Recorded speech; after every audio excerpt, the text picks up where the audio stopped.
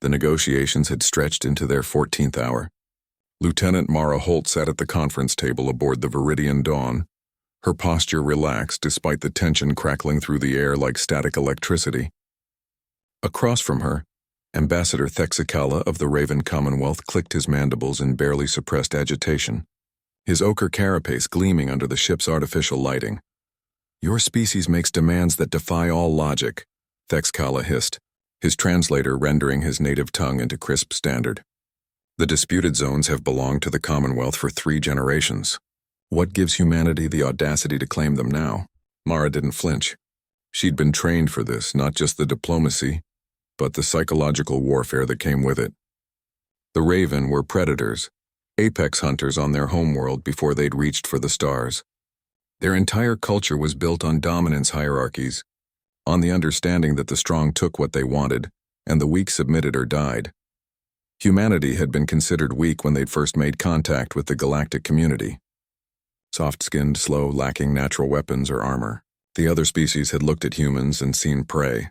That assessment had proven premature. "Ambassador," Mara said, her voice calm and measured, "we're not claiming anything. We're asking you to honor the Kelrath Accords, which your government signed 23 cycles ago.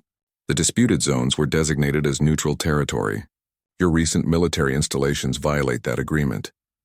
Thexicala's secondary arms twitched, a sign of frustration among his kind. The Kelrath Accords were negotiated when the galaxy believed humans to be amenable, pliable. Your recent expansion has shown otherwise. A soft whimper interrupted the exchange. Both diplomats paused, glancing toward the source of the sound. Under the conference table, 2 small forms huddled together. Rick and Tala, Thexicala's offspring, had been brought along on this mission as was customary among the Raven. Young ones learned statecraft by observation, absorbing the lessons of dominance and submission from an early age, but the cubs were exhausted.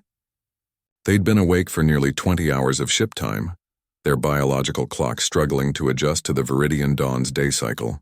Their father had forbidden them from showing weakness by resting openly, so they'd crawled beneath the furniture, trying to stay invisible while their bodies demanded sleep. Mara noticed the way Rick's small claws scraped against the deck plating as he tried to find a comfortable position. Tala's breathing had the ragged quality of someone fighting unconsciousness. Their mottled brown scales hadn't yet developed the armored thickness of adulthood. They looked fragile. Despite belonging to a species that prided itself on strength, the lieutenant stood without a word, her movement fluid and unhurried.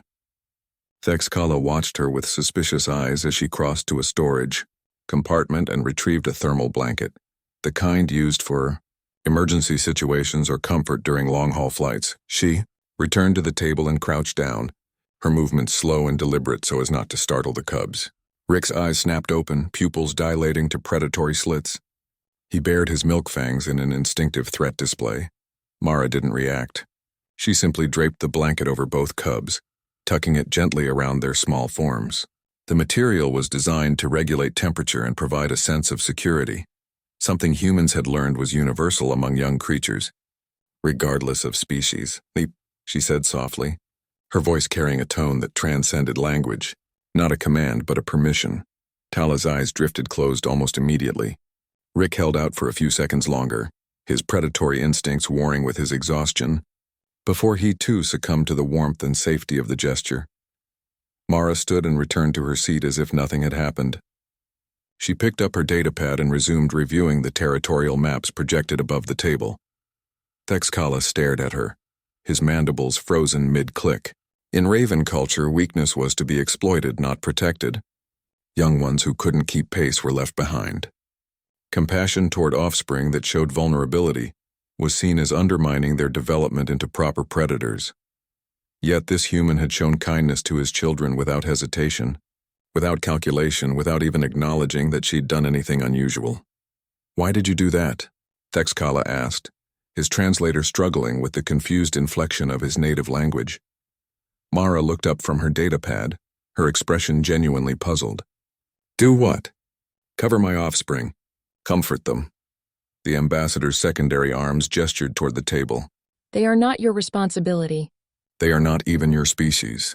In showing them mercy, you display them as weak before an adversary." They're children, Mara said simply. They were tired. I had a blanket. She paused, studying the alien diplomat with eyes that had seen too much of war to mistake cruelty for strength. Ambassador, I think there's been a fundamental misunderstanding about humanity. Oh?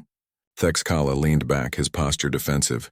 You think we're soft because we show compassion. You think we're weak because we protect those who can't protect themselves. Mara set down her datapad. But that's not weakness, Ambassador. That's why we're strong. Explain.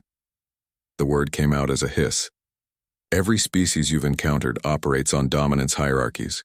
The strong rule, the weak submit. It's efficient, I'll grant you that. But it also means you're constantly fighting among yourselves, constantly testing for weakness, constantly expending energy to maintain your position. Mara leaned forward. Humans figured out something different millennia ago. We protect our vulnerable. We care for our young, our elderly, our injured. Not because they're strong, but because they're ours. That is illogical. It wastes resources on. It means that every human knows that if they fall, someone will catch them. If they're wounded, someone will heal them. If they're threatened, someone will stand beside them. Mara's voice carried the weight of conviction. We don't fight to prove we're the strongest. We fight because we're protecting something we love. And that, Ambassador, makes us more dangerous than you can possibly imagine. Thexkala was silent for a long moment. Beneath the table, Rick and Tala slept soundly, their breathing synchronized in the peaceful rhythm of the truly safe. The military installations, the ambassador said finally, will be removed from the disputed zones within 30 cycles. Mara nodded. Thank you, Ambassador. As Thexkala gathered his things and gently lifted his sleeping cubs, still wrapped in the human's blanket, he paused at the doorway. Lieutenant Holt, he said, his translator conveying something that might have been respect. Perhaps we have much to learn about strength. The door closed behind him and Mara allowed herself a small smile. Humanity had been underestimated before. But slowly, one interaction at a time, the galaxy was learning. The predators would always be strong. But humans? Humans were something else entirely.